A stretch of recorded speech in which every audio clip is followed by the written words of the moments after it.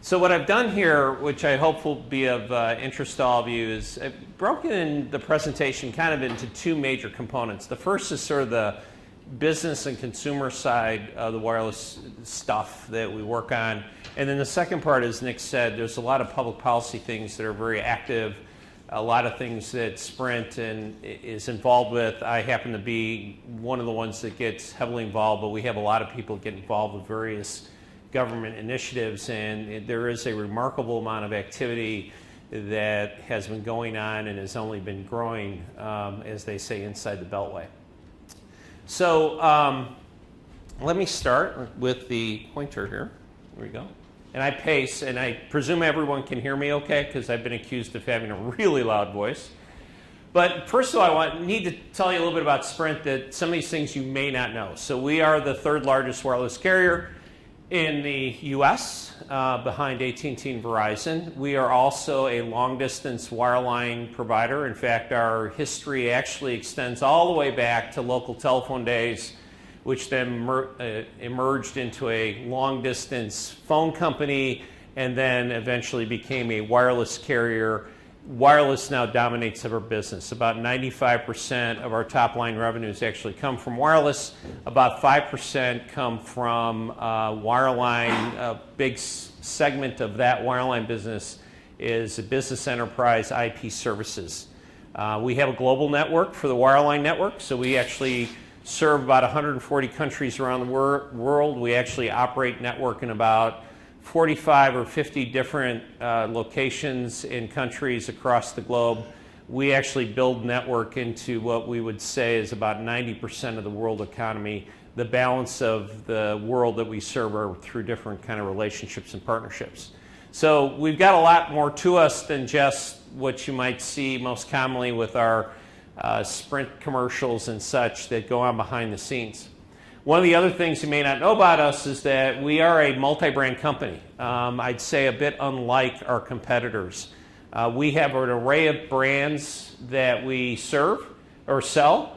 The centerpiece, of course, is our Sprint postpaid brand. This is our limited smartphone plans that we advertise heavily, and that is, if you will, the core of our business. But we also serve other segments with our other brands. So Boost Mobile is a prepaid or no contract brand.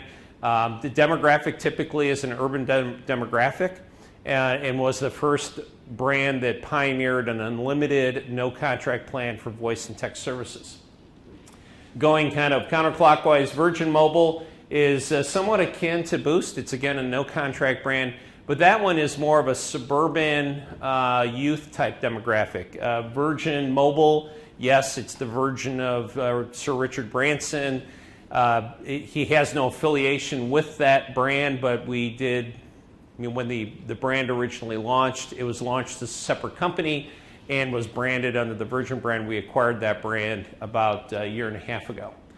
Over on the right side is Palo, which is another brand within Virgin, which is a top-up type of brand. So you pay, you got a bucket of minutes, then you top it up, but it's a very low-cost brand. Assurance Wireless is actually a government-supported basic service. So for $10 a month, the subscriber who qualifies can get a phone for basic services. It's a very low minute plan, but it does provide connectivity to people of lower income brackets that need to be connected to find jobs and to stay connected with their family and such. It's a very low cost brand. And then finally, there's a whole set of brands that carry on the Sprint network. We carry on the Sprint network under different companies. So that's our MVNO strategy. We wholesale the minutes and the data plans to them, and then they sell their own devices. They have their own brands. They have their own marketing, distribution, all that. And we're just a wholesale provider to that. But the reason I wanted to highlight that multi-brand strategy is because each of those segments have a slightly different profile on how they use their phones, which really leads to the problem I have as a network person, and that's the tremendous burgeoning growth in mobile data. And it's really coming in. All of you in this room are part of my problem. Okay, so you're all In fact, I must be riveting so far because I don't see anyone texting at the moment, which is impressive because I know, that I get used to that. But the growth in this area has been phenomenal, has been #1 challenge for the wireless industry. We're no exception. And the result of all of this, and it's really the combination of the network technology that's enabled it, plus the capabilities on these smartphone devices that are just pocket computers. So before the advent of enough horsepower in these devices, there was relatively little that you could do with a phone other than make phone calls and do some texting. And the texting was of a nature where you used your 9 or 10-digit keypad and you did what was called triple tapping. Anyone good at triple tapping these days? Okay.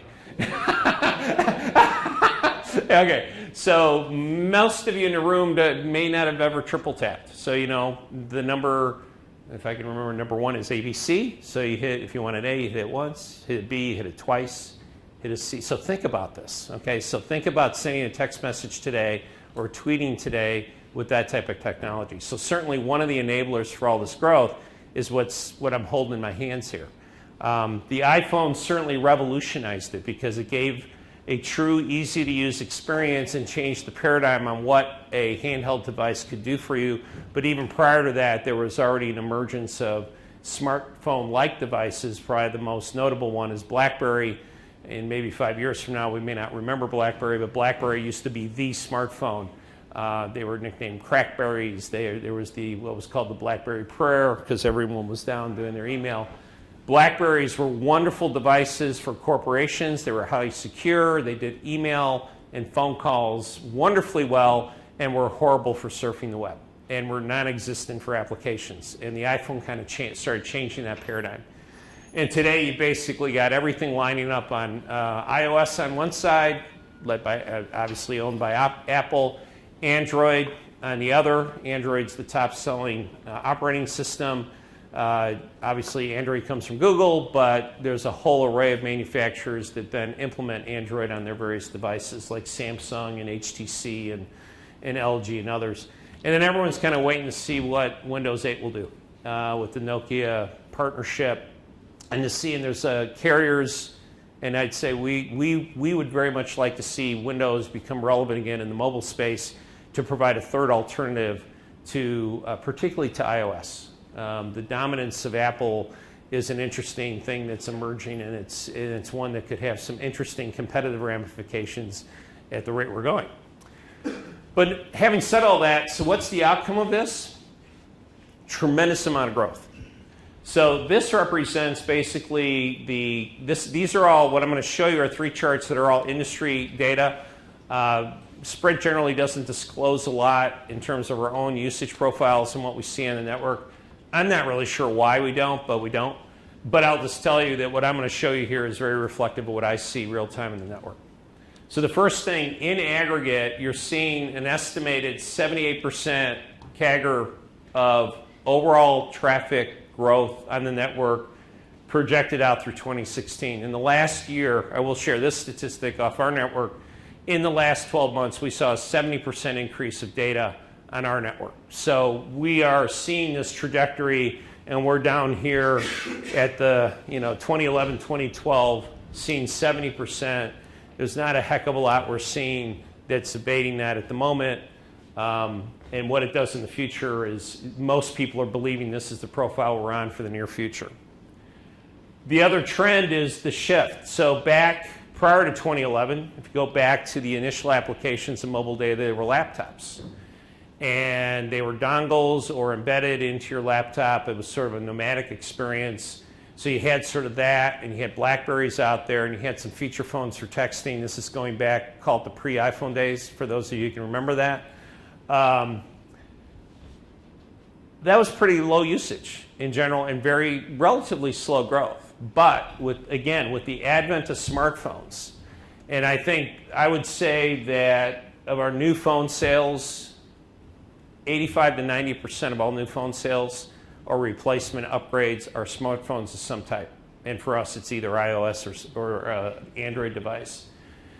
And you can see these are global numbers. So in the US, I would say these are skewed much more heavily to the smartphone environment. If you get into other parts of the world, you'll see a lot more feature phones. Places like Africa, China, Middle East, you'll see a different percentage shift, mostly because of a cost perspective. So in emerging economies, they've milked a lot of utility out of very basic cell phones. In fact, a lot of the cell phones you may turn in for recycling may in fact find their way to a third world country or a developing economy, and it's being put to use for things like mobile banking and things like that, and micro banking and all those sorts of things. So you've got this huge shift from a user perspective into the smartphone category, and you move from a relatively back, if you look back in here, and even pre-2011, a relatively small number of people using laptops for mobile data, and then they had their BlackBerry, which consumed relatively little bandwidth, now shifting into smartphones. And probably, I think the last number I saw of our base is something like 75% of our base is smartphones. And so those are now equipped to make full use of the mobile data experience. So that's what you see here globally. That's what we're seeing in the US. Again, probably in our case, even more dominated by the smartphone use because we uniquely offer unlimited plans for our Sprint customers, Sprint branded customers. And that obviously generates a lot of interest in use. And what's driving all that underneath it is actually video. So that's the big explosion now. So we went from web content to basically applications and video. And even within the web, you have embedded videos. And that's driving the bulk of the growth looking forward. So our problem statement is we've got, in our case, we're almost reaching a saturation point of how many of our customers have smartphones in their hand. Now it's the usage of those customers that continues to grow year over year. On a per customer basis in the 12 months, we had a 33% increase in usage per customer. And then we've had growth in customers and shifts of customers from a BlackBerry or feature phone into a smartphone. And when you work that math, that's where you get to the 70% increase in the data tonnage. And like I said, the whole industry is seeing this. Perhaps the US in particular is seeing this. The US, I would assert, is really leading the way in 4G deployments. We have more 4G technologies in the US than you'll find in Europe or in Asia at this point for various reasons. So you'll really see this pattern very, very heavily representative of the US. So that is the problem that I'm faced with.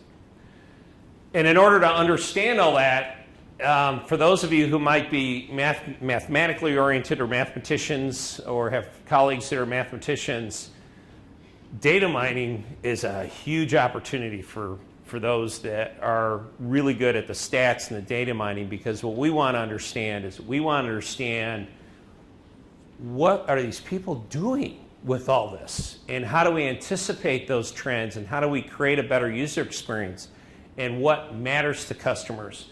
So one of the research engagements we have here at the Institute is try to understand that behavior. And can I ask them who are the guinea pigs in this room of the 200, or are they not allowed to tell me?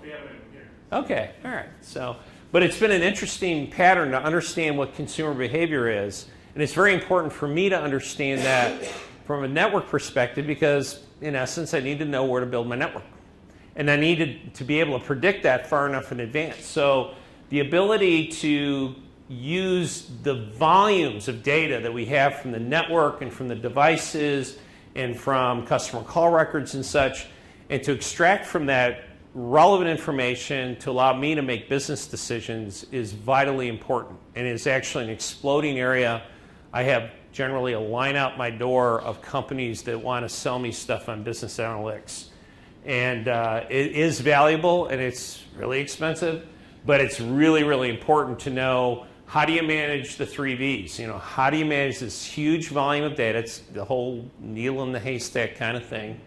How do you get that information on a timely basis? I mean, you can crunch numbers forever to get to an answer, but if I can't get that information sometimes in a real-time basis, then it's of no value to me. And the third thing, which is probably where the secret sauce is how do you take disparate pieces of data, a network piece, maybe a billing piece, maybe some cloud information or whatever, and intersect that or fuse that data together to really give you that insight.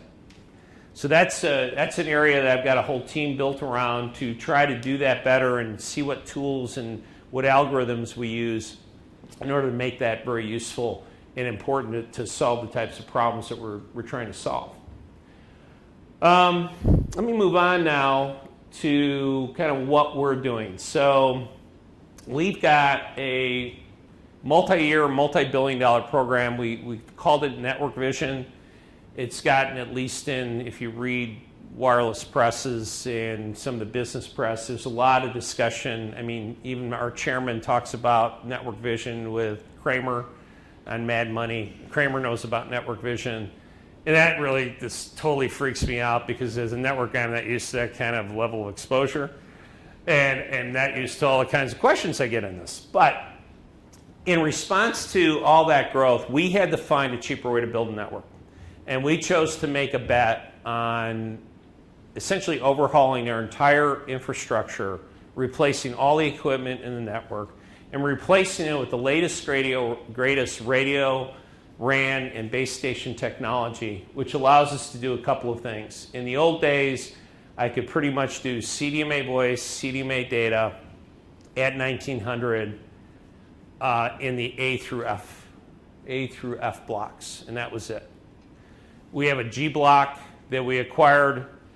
The new radio equipment now can address A through G, so all the 1900 bands.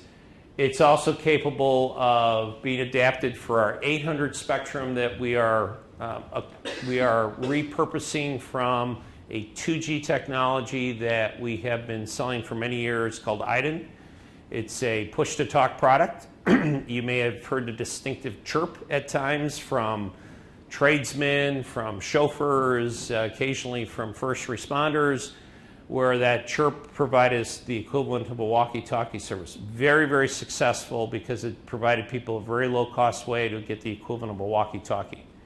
And for first responders, it was very powerful because it allowed instant interoperability, which I'm going to get to in the second segment of my discussion. But we couldn't do 800 on the legacy. We obviously wanted to use that. We would call that beachfront property. 800 megahertz propagation is a heck of a lot better than 1900. So by using this investment and repurposing that 800 to CDMA and LT technology, that allows us to unleash the capabilities that we can provide to our customers on that. It employs, basically, this is a much more software-oriented architecture. A lot more, call it plain vanilla electronics down here in the base station, and some of the latest radio technology and filter technologies for the radio heads. We also are using combined radios, or antennas, I should say, so that we have a single antenna for 800 and 1900, which helps with our ability to get zoning passed. It also helps with loading on the towers and that sort of thing. So it is a major investment and commitment. It is an upgrade to both our 3G network and is adding our capability to do LTE on our spectrum. Prior to this point, the way we provided 4G service, and Sprint was the first to offer 4G service in the US, we did that through Clearwire, and they built a WiMAX network, which was the available technology at the time, which would have been 4 years ago now. And we launched the first 4G cell phone in the HTC Evo back in mid-2010. And so for our history, the knee in the curve for us and all that data growth occurred with the launch of the Evo mid-2010, and unwittingly and unplanned was, I think the official launch date was like day one of the World Cup. What caught us completely off guard is the number of people that watch World Cup matches on a 4-inch handheld screen in real time. That just knocked our socks off. We were hearing anecdotal stories of people with our Evos in airports and places watching a match, and it didn't matter. It could have been the U.S. match, or it could be Germany or Netherlands or whatever. People would gather around them watching this match, because we could really provide the first time you could provide high quality video streaming to a reasonably sized screen in the palm of your hand. And we watched our data traffic go through the moon until the fateful day that the U.S. lost. And it just went poof, it just dropped off the cliff. Now, my analytics team wouldn't believe my thesis, which was the U.S. lost. That's why all the traffic has gone away. And they said, no, no, no. I said, okay, give me another reason. They never came back to me, so I know I was right. But that just indicates how quickly human, consumer behavior can shift when you put the right solution in the palm of their hands. And that was the one thing that completely caught us off guard. We modeled the living heck out of, all the growth and stuff. We never anticipated video. So it was our first experience and our first insight to the video phenomenon. So this is, I'll call it, this is the big hardware aspect of our approach. And it is very, very significant. I haven't heard anything about Pico Cells. Are you implementing some of those? Hold on. But wait, there's more. A great segue to my next slide. But this is the big hardware version. And this isn't enough. That's the bottom line. This is not enough to just say, okay, I've upgraded my network. I take the rest of the decade off. Not going to happen. So in order to continue addressing that, one of the unique well, I won't say it's a unique challenge. Every carrier has a challenge of the spectrum they've got, the positions they're in, their customer bases, how big their RAN network is, their RAN infrastructure. So everyone's got their own challenges. Some are, shall we say, have the good fortune of having extremely deep pockets that I could sarcastically say was built on the backs of regulated monopoly business of their pasts. I could say that sarcastically, but or you could be an upstart carrier like ourselves that had to scrape and claw for everything.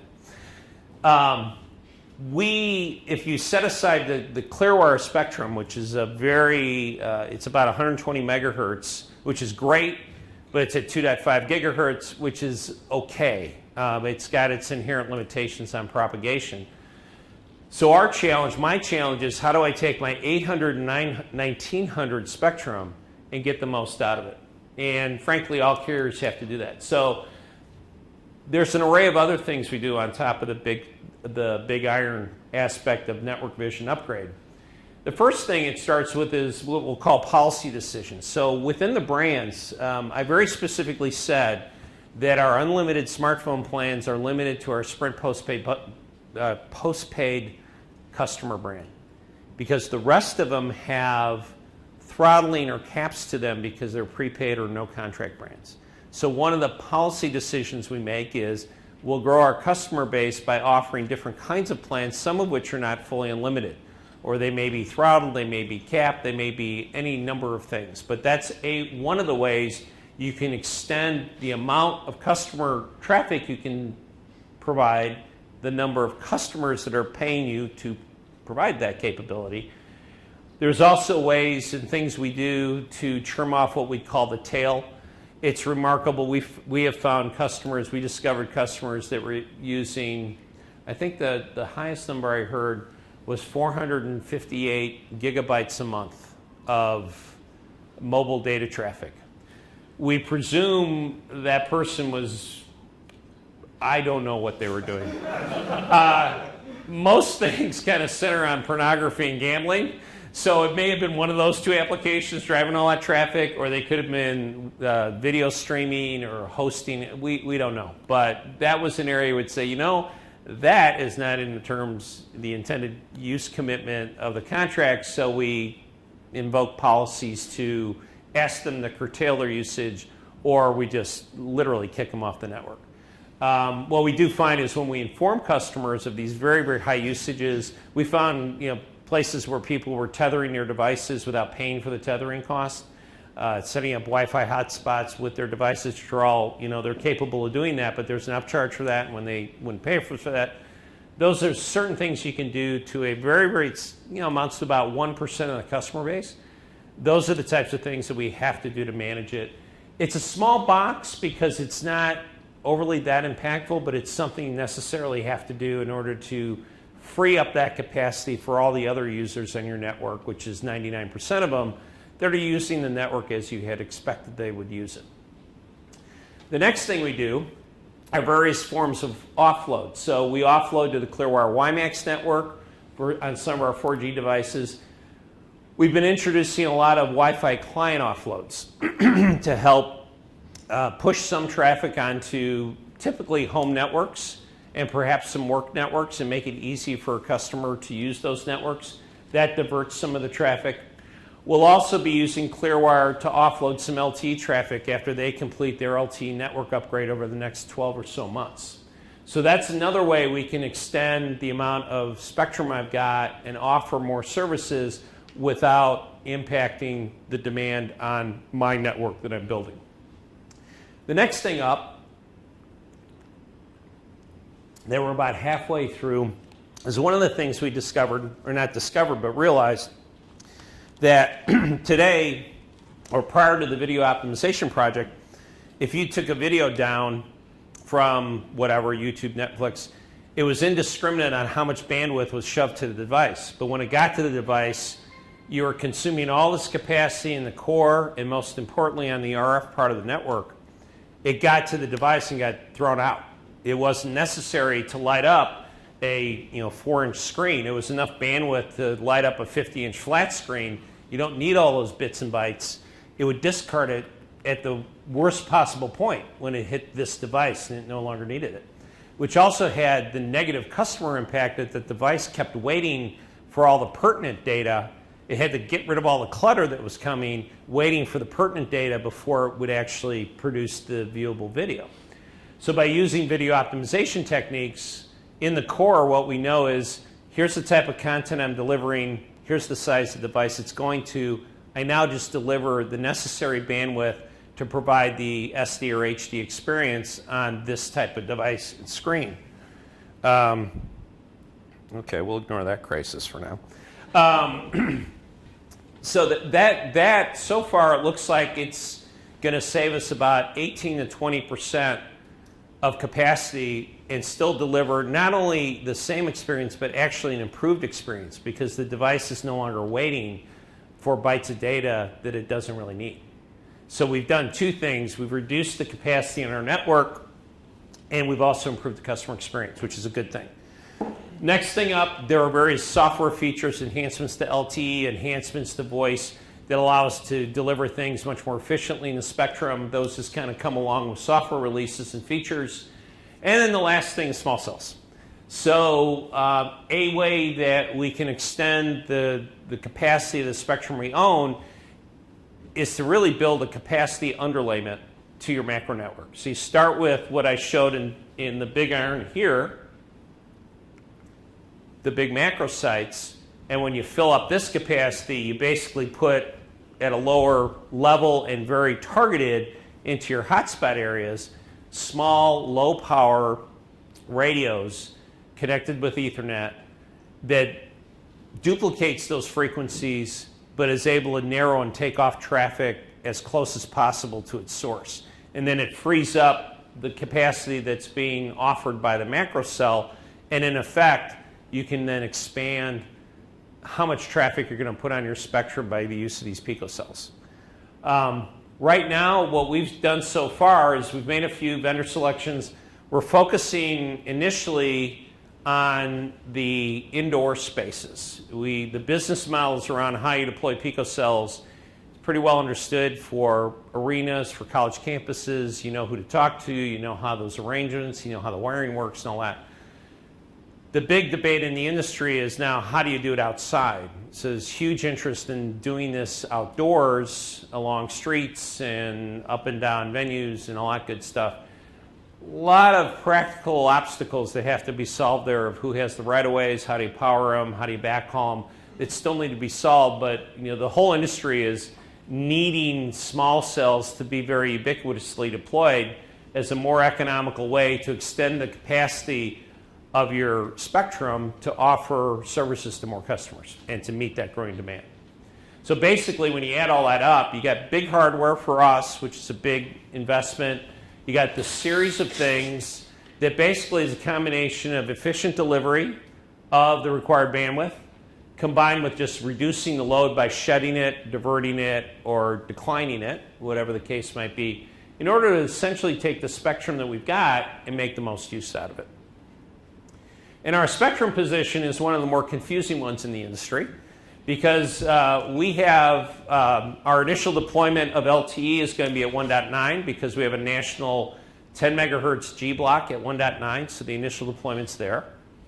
We will be able to use 800. We're putting voice on it first, CDMA voice first, and then after we shut down the IDA network and free up that spectrum, we'll be able to offer another 10 megahertz of LTE capacity at what I call the beachfront property of 800.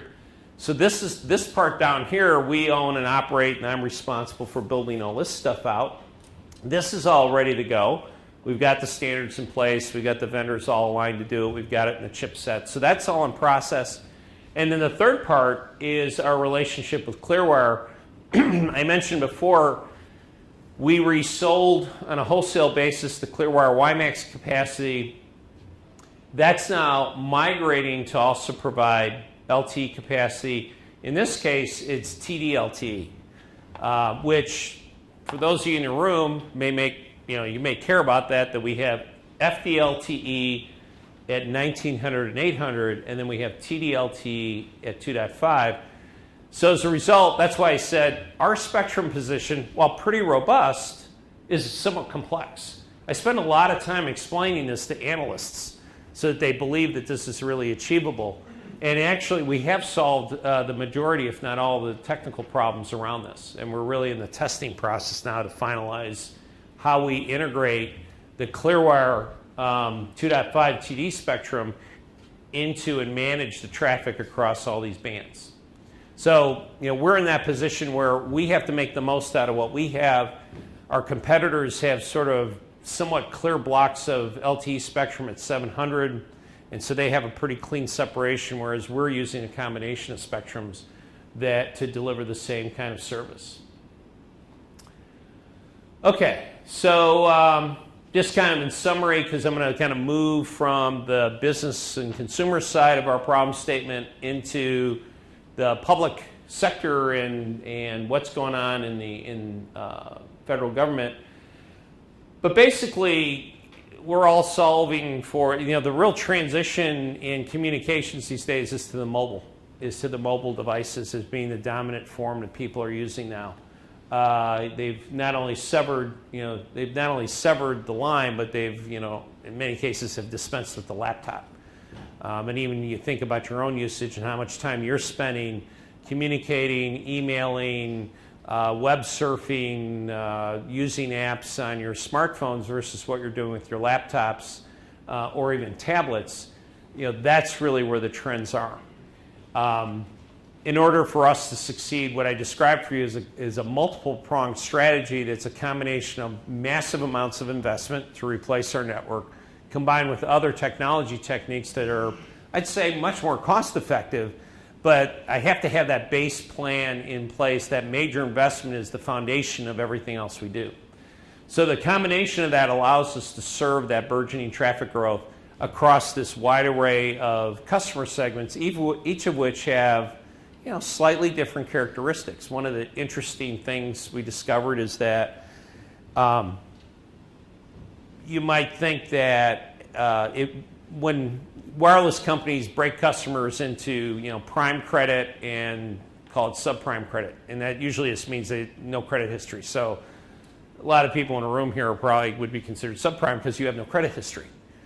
What we find is for customers with no credit history or at a lower economic level consume actually more data than those, more mobile data than those that are at higher income levels or have higher credit ratings.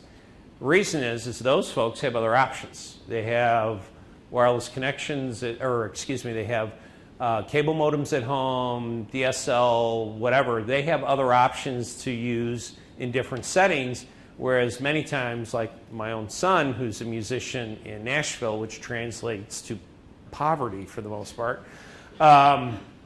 he makes the most use of what he's got.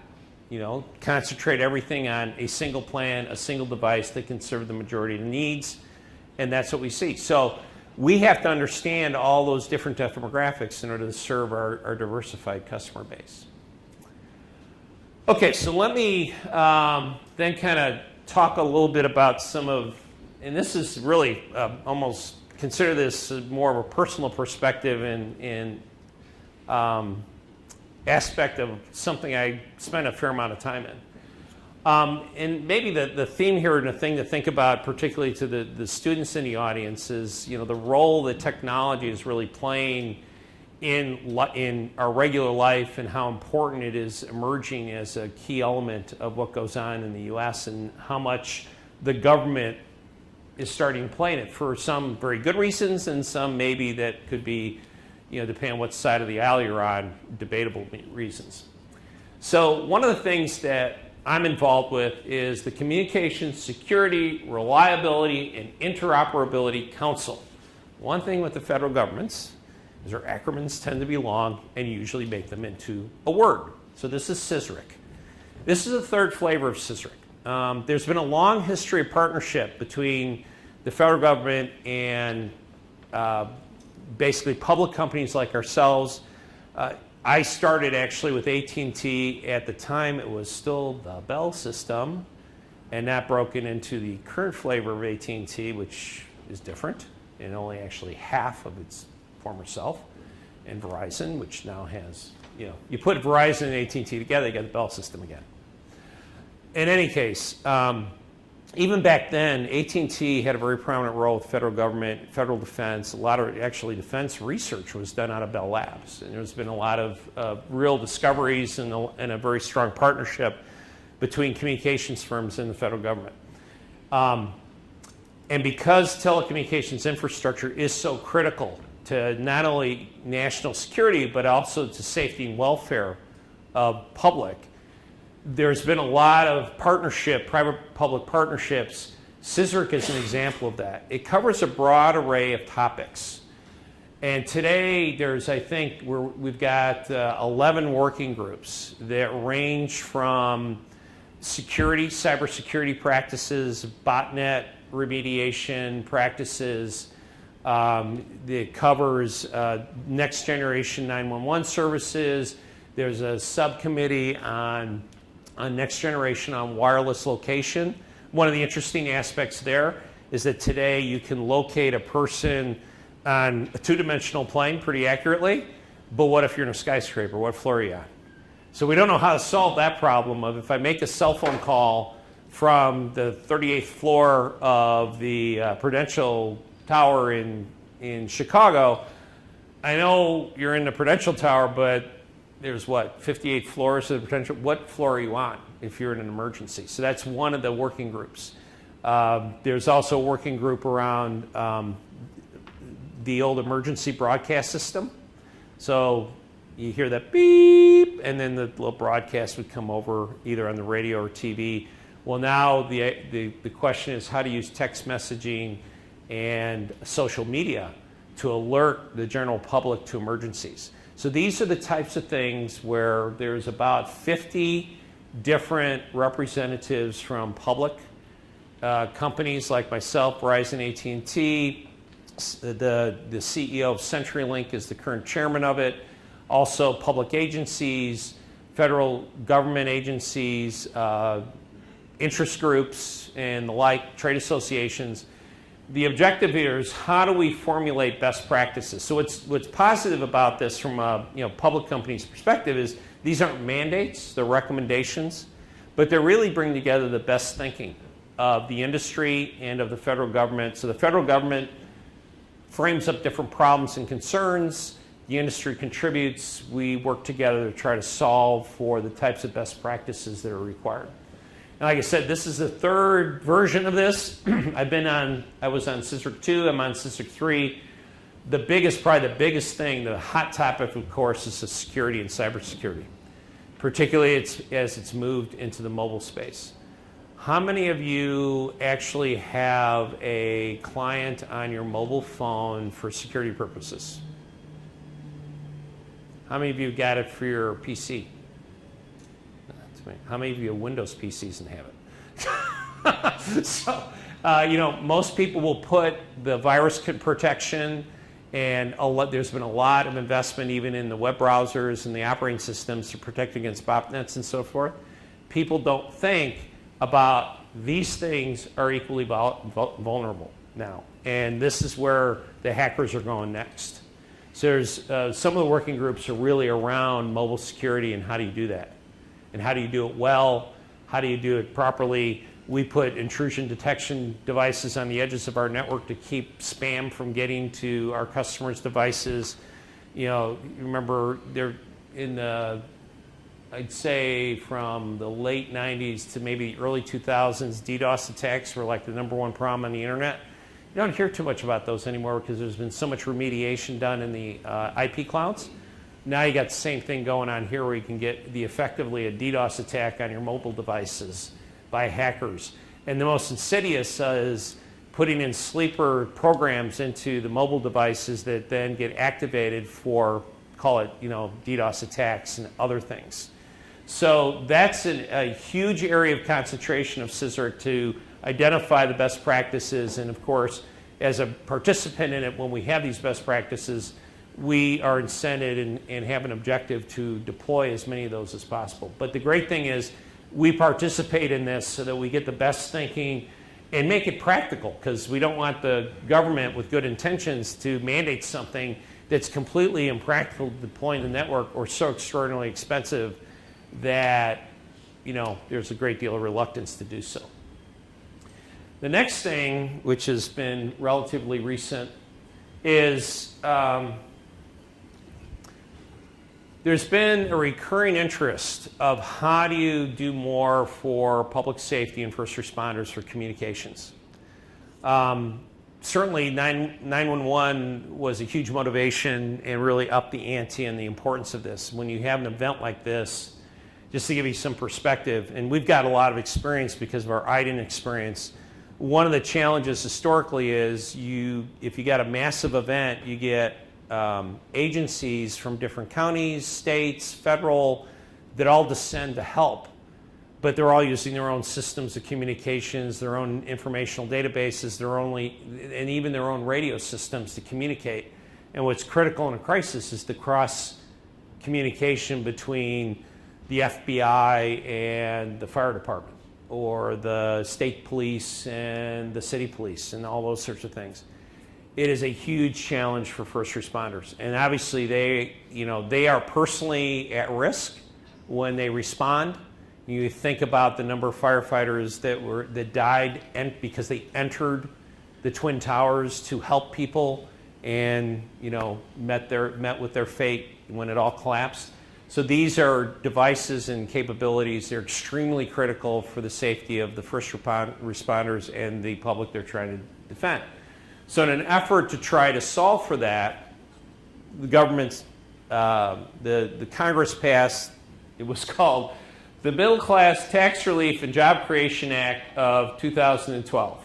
Now, who would have thought that buried in that legislation is a requirement to go build a national public safety network with 10 megahertz, called the D block, at 700 megahertz, and to fund not only to somewhat fund the build out of that network, but also create the entity to go build it. So the entity to go build it is called FirstNet.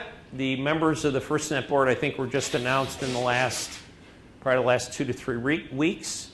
I had the privilege of serving on the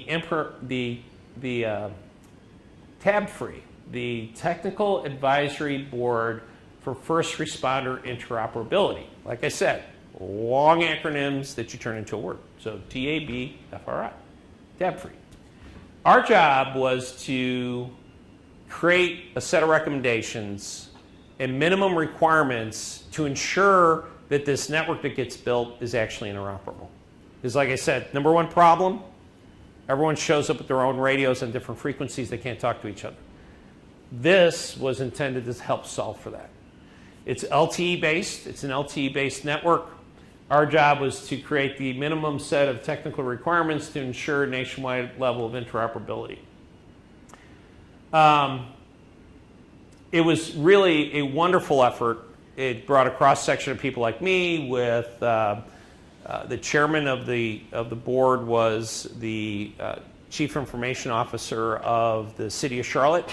We had members from state and county governments. Two of them, Charlotte and Adams County, were in the process of building their own networks. And it was a tremendous opportunity to really create a cross-section of people that were interested in how do you build this. And what we always talked about is how do you make this successful. The only problem with the legislation, it was severely limiting to what we could actually recommend. And if you actually read the 100-page report, it basically says, please follow the LTE standards. And honestly, that's what it says. It also says, don't do anything in the way you implement the standards to screw things up. I mean, that's pretty much what it says. Unfortunately, what it did not do is really talk about the piece that the customers that were on the committee really wanted, was interoperability applications. So we offer, I mentioned we offer IDEN. IDEN is a push-talk product that actually had found a niche with first responders to provide instant interoperability. The way it was used, oftentimes, is that, let's take South Bend as an example. I'm not sure how the first responders are set up, so I'll just make it up as I go along. So the chief of police would have an IDEN phone. The fire chief would have an IDEN phone. The ambulance, call it the ambulance coordinators, would have a set of IDEN phones. The state police might. Let's see, who else am I missing? FEMA, local FEMA agencies might have and all that. Disaster occurs, threat occurs on campus, let's say. You have all these people descend. The management layer of the first responders could instantly communicate by using their IDEN devices. Now, their individual firefighters may be on their own radio systems, but it's the coordination people that could all instantly talk to each other, and they knew it would work by just bringing it. And we would actually, in a case like that, we would often lift a whole bunch of phones in to dispense to other people if needed, and they were all instantly interoperable. And that's what we were trying to accomplish here. That's what the objective of this is. But unfortunately, we were limited in what we could do because of the way the legislation was written. The other thing is that the $7 billion allocated for this construction is inadequate to build out a national network. So those are the current challenges that FirstNet has to serve, and this is going to turn in, I think, to a public-private partnership over time because I think everyone agrees this is a great start, extremely well-intentioned, but really falls short of what you really need to do a fully interoperable network to help first responders. So, what I hope I did, and that was covering a wide array of topics, a little bit of commercial, a little bit of public policy. One of the things I'll just leave is more of a personal anecdote, and again, maybe addressing students here in the audience. One of the things to think about is what I find it's very interesting is one of my big jobs is how do you translate all this arcane technology to help people make decisions like the federal government, like the FCC, so that they're making the right kind of decisions for the greater good. And so it really requires, myself and key members of my team to be excellent communicators. And how do you take all this stuff that, if you're a PhD in electrical engineering, you know it backwards and forwards, but translate into something that's understandable for those that don't realize, and honest to God, it is not unusual for me to tell somebody, do you know that the only part of the wireless connection is between here and the cell tower? Once it's a cell tower, everything else is wired. And people go, really? I said, yes.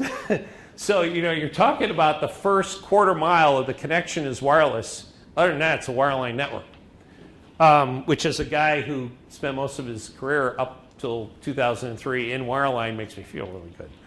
But those are the types of things, though, that, public policymakers, industry analysts, financial analysts don't get. And it's really incumbent on those that understand it to be able to translate and communicate that. So I'd encourage you to continue working hard on how you communicate arcane technical topics and the simple things for people to understand, which includes me at times, as I've been advised by my own team on some of these matters when I give them the old deer in the headlights look as they're trying to explain, why can't I do that again? So anyway, with that, I'm going to open it up for questions and comments or whatever you want to do.